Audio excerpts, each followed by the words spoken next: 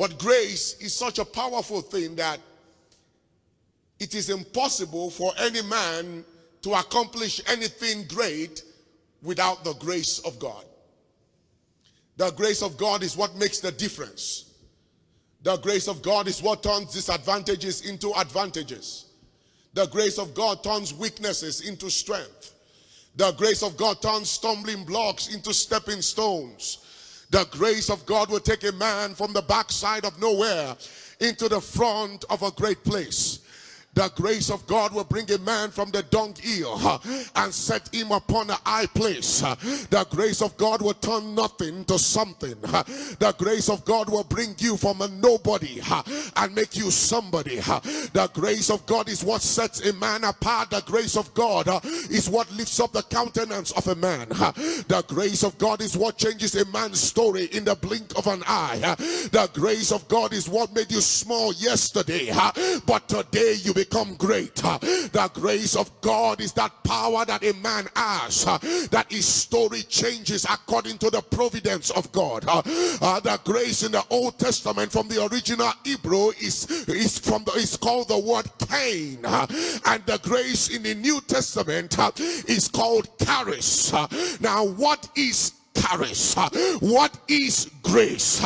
Grace is that favor of God that you did not merit, that favor of God that you do not deserve, that favor of God that you did not work for, that favor of God that you do not qualify for, that favor of God that comes to locate you in spite of your inefficiencies, your inadequacies, your weaknesses, your fallibilities. The grace of God is that thing that comes upon you and takes over what you are doing, so much so that everything that you lay your hands upon begin to prosper. And people ask you, how did you do it? But you have no explanation for them because you can't explain it. You just obtained it by the providence of God. I don't know who I came to talk to today, but I came to tell you that grace is the missing ingredient of your success. Grace is the missing ingredient in your breakthrough. Grace is the missing ingredient in your greatness. If you only had a touch, a pinch or an hint of the grace of God, you will become somebody that you thought you would never be. I've come to prophesy to somebody today. The grace you need to go to the next level, receive it in the name of Jesus. Attitude determines altitude. Expectation is the mother of manifestation.